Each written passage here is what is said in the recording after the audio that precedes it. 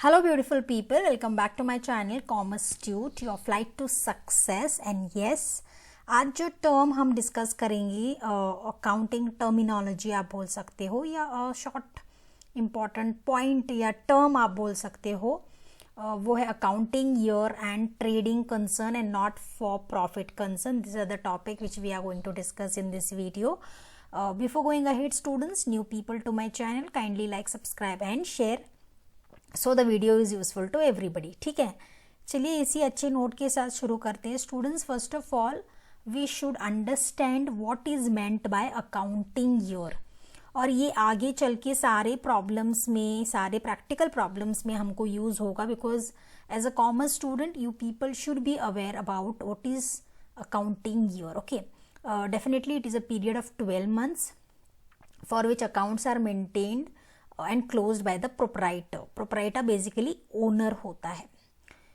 Earlier proprietors were following any accounting year, मतलब जो कोई भी कैलेंडर ईयर या कोई भी फिनेंशियल ईयर जैसे ट्रेडिशनली चला आया था, वो लोग वही फॉलो करते थे. लेकिन फॉर इनकम टैक्स पर्पज अब जो अकाउंटिंग ईयर जो कंसिडर किया जाता है वो है 1st April and 30, and it starts from 1st April. On 1st April you can say basically and ends on 31st March. तो ये जो पीरियड है 1st April to 31st March, this is your accounting year. Whenever you are doing any calculations whatsoever, जो भी साल आपको दिया जाएगा, you have to consider this period as your accounting year. ठीक है. Now at the end of accounting year क्या होता है, जब अकाउंटिंग ईयर खत्म होता है तो प्रोप्राइटर जो है या ओनर जो है वो थोड़े इंपॉर्टेंट अकाउंट्स प्रिपेयर करते हैं, क्योंकि अपने बिजनेस का जो भी फिनेंशियल पोजीशन है कि कंपनी ने या बिजनेस ने प्रॉफिट किया है, लॉस किया है, आखिर इनके असेट्स का क्या हुआ है, लायबिलिटीज कितने हैं, ये पूरा पोजीशन जानने के लिए प्रोप्राइटर क्या करता है, ये prepares trading account, profit and loss account and balance sheet. अब ये अकाउंट्स क्या है, ये कैसे वर्क करते हैं, ये आगे आने वाली वीडियोस में हम डेफिनेटली डिस्कस करेंगे और प्रॉब्लम्स भी सॉल्व करेंगे. बट फिलहाल के लिए ये जानना बहुत ज़रूरी है कि what is the meaning of accounting year and which is that accounting year. जैसे मैंने ऑलरेडी बोला है 1st April and ends on 31st March. And the proprietor has to prepare these accounts, that is trading account, profit and loss account and balance sheet. For what purpose? To find out the financial position of the business. ठीक है. So let's go to another important term, that is trading concern and not for profit concern. So what is the meaning of this? Students, trading concern itself you can understand that a business concern established with an objective of earning profit by selling goods is known as trading concern. Trading concern वो concern है जो उनका जो main objective होता है या purpose होता है वो होता है to earn profits by selling goods and services. उसको हम ट्रेडिंग कंसर्न बोलते हैं. और it can be called as any commercial organisation और प्रॉफिट मेकिंग ऑर्गेनाइजेशन. जो भी ऑर्गेनाइजेशन, जो भी बिजनेस लोग करते हैं जिसका मेन ऑब्जेक्ट पर्पस होता है टू अर्न प्रॉफिट, उसको हम ट्रेडिंग कंसर्न कहते हैं. ठीक है.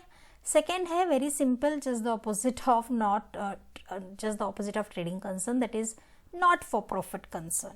सो इससे हमको पता ऑलरेडी लग गया होगा that it is an organisation not established for making profit.